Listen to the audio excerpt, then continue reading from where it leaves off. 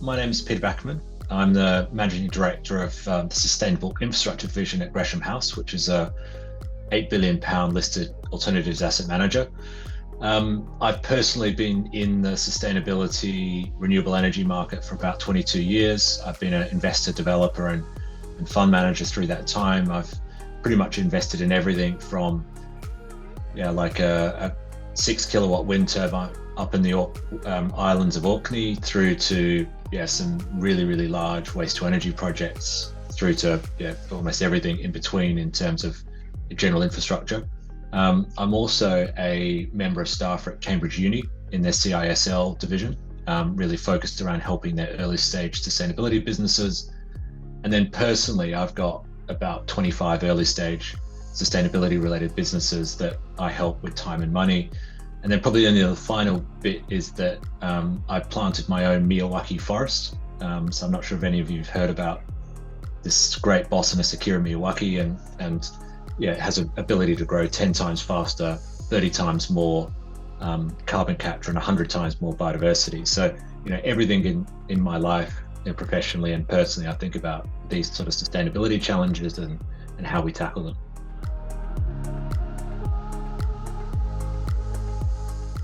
It's really important that Gresham House is at Innovation Zero, because really as an organization, we are incredibly focused on quite a wide-ranging approach to actually tackling these wide sustainability challenges. As a business, we've got everything from the largest forestry platform in Europe to Europe's largest battery storage fund. We've got some social housing. In my division, we're building the world's largest vertical farm. We're really much at the leading edge of what's possible in terms of sustainability and the whole net zero journey. But this is a really information. This is about this challenge is much bigger than any of us. And I think what I want and what I hope to see, and what I'm sure I will see in Innovation Zero, is that there's going to be a massive opportunity to really bring together the really leading minds in this area and try to find ways in which we can collaborate, find the best and brightest ideas. Because ultimately, this market is massive, right? It's more than big enough for every single one of us, plus a few more. We need to mobilize trillions of dollars to go and fix these problems. And so to me, what I hope Innovation Zero does is to really bring that possibilities together of policy, funding, projects, and actually creates an environment where these things actually happen. Because to me, nothing is happening fast enough. And that's really what I hope this forum catalyzes, is that we can really focus on net zero and how do we get it done faster.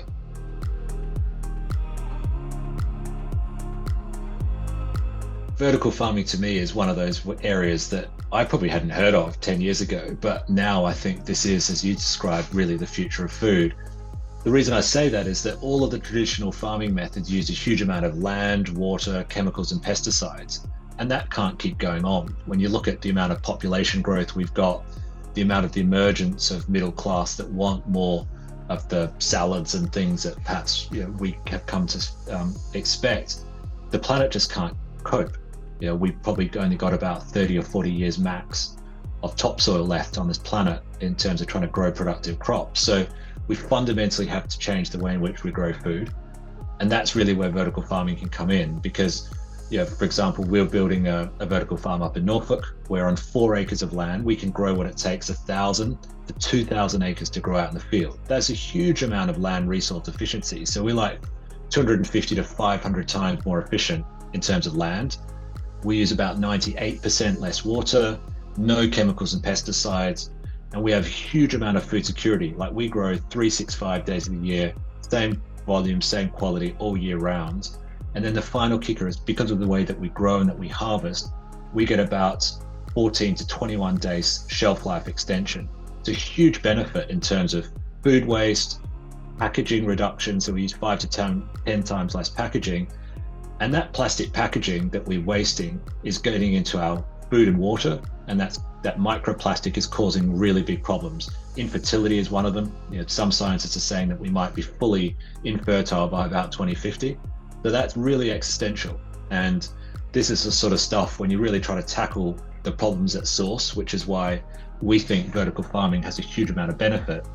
And the benefits are, when you look at it from a carbon perspective, it's about 1,900 times better from a carbon perspective compared to field-grown crops, imported field-grown crops. So you get all those benefits I described, but we can actually produce at or below the price of field-grown crops. So we get all the sustainability benefits and these huge benefits at a price comparable to what we're paying and potentially less, and our cost base is declining. So that is a huge potential for how we can grow food. To give you one stat that you might like, if we could actually use all of the land inside the N25, we actually probably need, in London, we probably only need about 75% of the land inside the N25, and we could feed the whole world with vertical farming. So that is really, really cool. So yeah, this is really the future of food.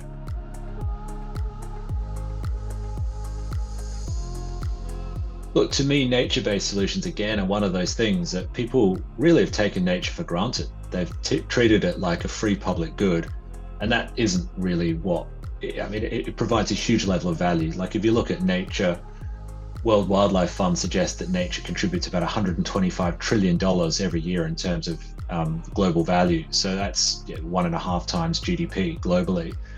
But then the other really cool thing is actually there's some scientists that have shown that if you use nature-based solutions at a global scale, we can produce about 10 gigatons worth of CO2 savings a year. 10 gigatons, that's equivalent emissions of the EU, the US and Japan combined. So really, really big impact if we do nature-based solutions properly.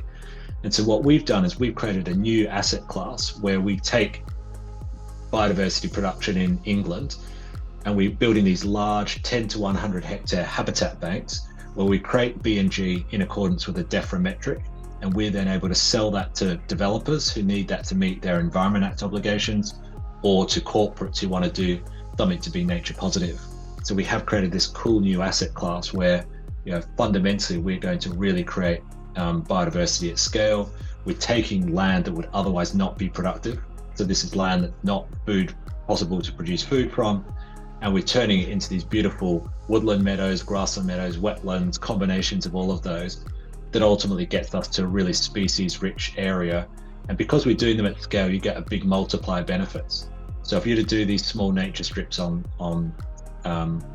site, you just don't get the same level of bird, plant, insect growth as you would on a large scale. So we're really excited about it. We've got this business called the Environment Bank, which does that. And we think we have created a new asset class around biodiversity. We say it's building nature back better.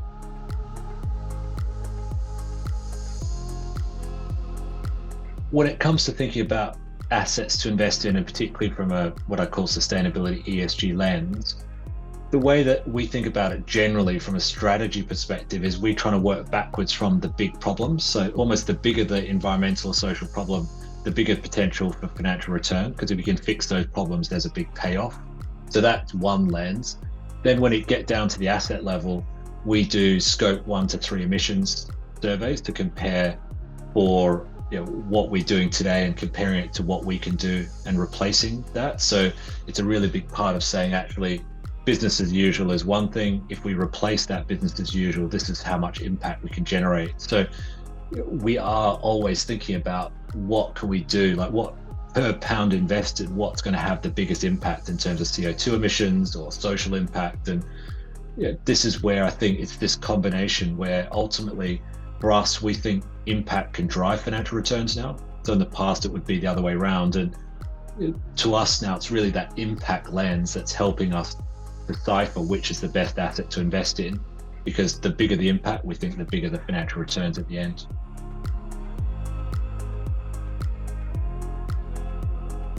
People I'm hoping to meet at Innovation Zero really are people that have got some great ideas.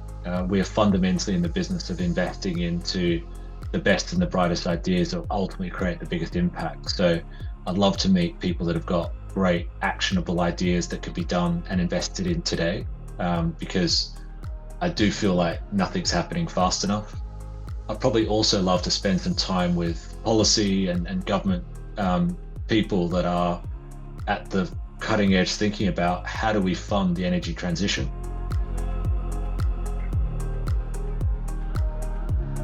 I think they both go hand in hand, actually, because to me, what we need, I think I just alluded to earlier, I think we need some sort of policy, carbon tax, some sort of mechanism to drive change, which that the receipts from that mechanism ultimately would provide a new pot of capital to potentially reinvest into those sorts of things. So I think we need to create an environment where there is that type of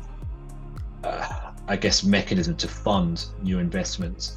The other way that we can generate an environment to actually make this really attractive to invest in is for actually the government to say, well, actually, we're going to get to net zero or 50% of the net zero target by 2030.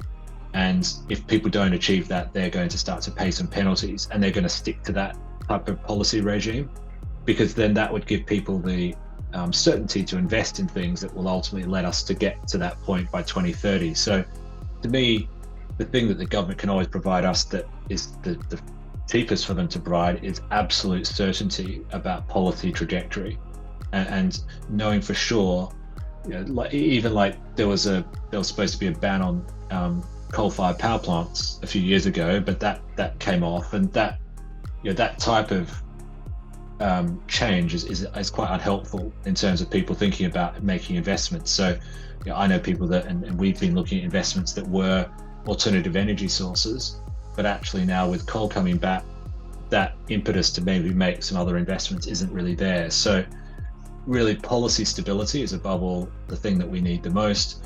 And then secondly, I think creating a mechanism where, not dissimilar to the US, where they've got the Inflation Reduction Act, which is a really big, powerful, it's $360 billion to drive people to invest and create new technologies. I think we need to create a similar sort of thing, very much alike to what we had with the Renewable Obligation Certificate, or the ROCs, here in the UK. That created a really positive environment to invest into renewables. I think we need to create a similar kind of mechanism to really help drive new investment in genuinely sustainable, net zero focused assets and technologies.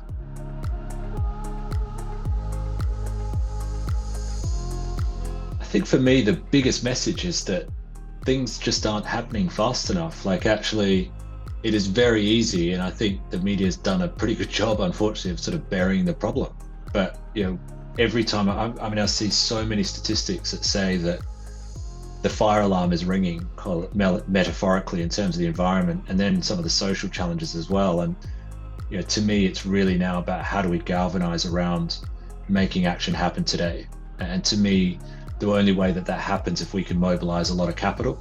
So to me, the biggest message I want to try to get out there is, how do we bring people with the big pools of capital, so that's the big pension funds, the big insurers, the long-term asset owners, to come to the table to say, these are the big problems that we've got. Actually, if we don't start solving them, your retirees, your members, the people that have given you your money aren't going to be coming into a planet that they want to live in 10, 20, 30 years time. So this whole point about urgency of action is the one probably I want to try to get out the most. We have to do something yesterday, or even the decade before, for this to start to happen, because 2030 is not very far away. We're supposed to be at 50% emissions reduction by then, and then all gone by 2050. That is a really, really tough task, and I don't think people really quite appreciate it. It's very easy to sort of put your head in the sand, but it's coming, and we need to make change. We've had hosepipe bans. You can see climate change around you every day. We need to make action and make change today.